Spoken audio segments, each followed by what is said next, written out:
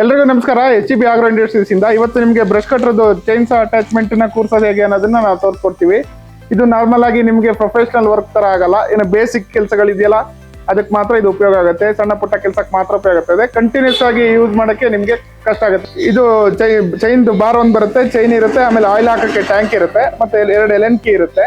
ಇದು ನಿಮ್ಮ ಮಿಷಿನಿಗೆ ಆಗುತ್ತಾ ಇಲ್ಲ ಅಂತ ಈಗ ನೀವು ಗೇರ್ ಬಾಕ್ಸ್ ಇದನ್ನ ತೆಗೆದಾಗ ಇದು 28 mm ಶಾಫ್ಟ್ ಇದೆ. ಇದು ಟೀತ್ ಏನಿದೆ ಇದು 9 ಟೀತ್. ಅದನ್ನ ನೀವು ಹೀಗೆ ಜೋಡಿಸ್ಕೋಬಹುದು.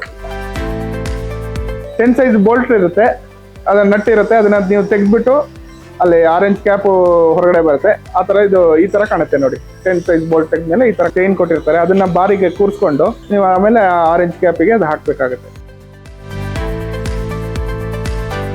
ಚೈನ್ ಜೋಡಿಸಾದ್ಮೇಲೆ ಈ ತರ ಕಾಣುತ್ತೆ ನೋಡಿ. ಇದರಲ್ಲಿ ಎಡ್ಜ್ ಏನ್ ಶಾರ್ಪ್ ಇದೆಯಲ್ಲ ಅದು ನಿಮ್ಗೆ ಕ್ಲಾಕ್ ವೈಸ್ ರೊಟೇಷನ್ ಆಗೋದ್ರಿಂದ ಎಡ್ಜ್ ಈ ಕಡೆ ಇರಬೇಕು. ಈ ಶಾರ್ಪ್ ಎಡ್ಜಸ್ ಏನಿದೆ ನೋಡಿ ಇಲ್ಲಿ ಯು ಶೇಪ್ ಅಲ್ಲಿ ಇದೆ, ಅದು ಕ್ಲಾಕ್ ವೈಸ್ ಹಿಂಗ್ ತಿರುಗೋದ್ರಿಂದ ಇದು ಈ ಕಡೆ ಇರಬೇಕು. ಇದೇನಿದೆ ಇಲ್ಲಿ ಇದು ಸ್ಕ್ರೂ ಟೈಪ್ ಇದೆಯಲ್ಲ ಇದು ಚೈನ್ ಟೈಟ್ ಈಗ ಆಪ್ಷನ್. ನಿಮ್ಗೆ ಇದನ್ನ ಲೂಸು ಟೈಟು ಇಲ್ಲಿ ಮಾಡ್ಕೋಬೇಕಾಗುತ್ತೆ ಸ್ಕ್ರೂ ಡ್ರೈವರ್ ಅಲ್ಲಿ.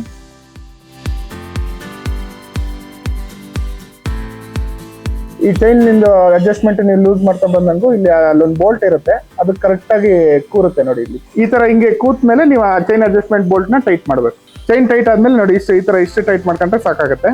ಆಮೇಲೆ ನೀವು ಆರೆಂಜ್ ಕ್ಯಾಪ್ ನ ಹಾಕಿದ್ರೆ ಅಲ್ಲಿಗೆ ಇದ್ರ ಫಿಟ್ಟಿಂಗ್ ಮುಗಿಯುತ್ತೆ. ಇಲ್ಲಿ ಏನಿದೆ ಇಲ್ಲಿ ನಿಮ್ಗೆ ಯೂಸ್ಡ್ ಆಯಿಲ್ ನ ಇಲ್ಲಿ ಹಾಕ್ಬೇಕಾಗತ್ತೆ. ಚೈನಿಗೋಸ್ಕರ ಆಯಿಲ್ ಇದು ಸಪ್ರೇಟ್ ಹಾಕ್ಲೇಬೇಕಾಗತ್ತೆ. ಇಲ್ಲಿ 2 ಬೋಲ್ಟ್ ಕೊಟ್ಟಿರ್ತಾರೆ. ಸೊ ಇದನ್ನೆರಡನ್ನ ನೀವು ಟೈಟ್ ಮಾಡಿದ್ರೆ ಆಯ್ತು ಅಷ್ಟೇ. ಇದನ್ನ ಟೈಟ್ ಮಾಡಿ ನಿಮಗೆ ಆಯಿಲ್ ಟ್ಯಾಂಕ್ ಯಾವಾಗಲೂ ಮೇಲ್ಗಡೆ ಟಾಪ್ ಪೊಸಿಷನ್ ಅಲ್ಲಿ ಇರಬೇಕು.